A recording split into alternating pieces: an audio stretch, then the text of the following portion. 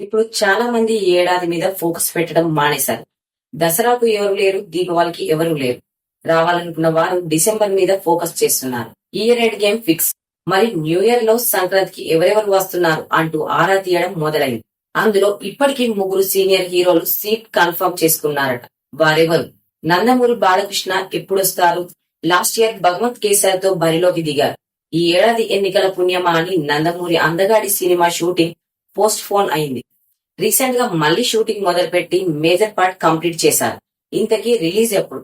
అన్ని అనుకున్నట్టే జరిగి ఉంటే దసరాకో దీపావళికో విడుదల కావాల్సింది ఎన్బికే 109. కానీ ఇప్పుడు పరిస్థితులు మారింది కాబట్టి డిసెంబర్ బరిలోకి వస్తారని అంతా అనుకుంటున్నారు.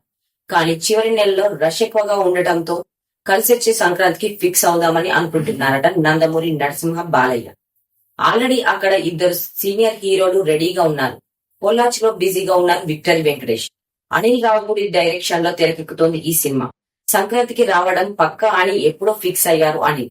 సందనంటే ఎలా ఉంటుందో మేం చూపిస్తాం అంటోంది వెంకీ టీం. మెగాస్టార్ చిరంజీవి హీరోగా వశిష్ఠ డైరెక్షన్ లో తెరకెక్కుతున్న విశ్వంబర 2025 సంక్రాంతి బరిలో దూకనుంది. ఆల్రెడీ షూటింగ్ దాదాపు పూర్తయింది.